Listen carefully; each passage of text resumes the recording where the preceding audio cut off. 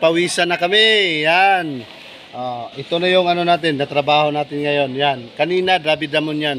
Pero ngayon, si Sir Alan kasi para pag nagkamlot siya, parang kalabaw. Ayan. Di ba? Malinis na. Ngayon, gagawin namin ngayon, antayin namin yung mower. Kasi, para mas malinis talaga siyang tingnan. Kasi kinamay lang namin to. Gusto namin matapos agad yung trabaho namin.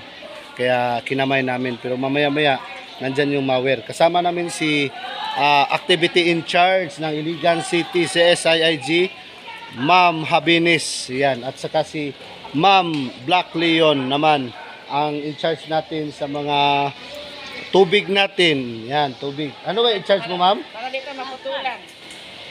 Sa office mail. Yes, admin naman siya ng opisina natin sa CSIIG.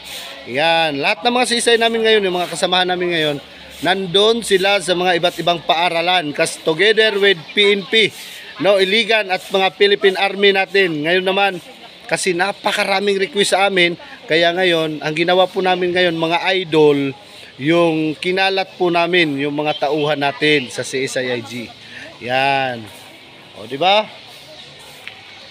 Malinis na, kunting kimbot na lang ito, matatapos na to.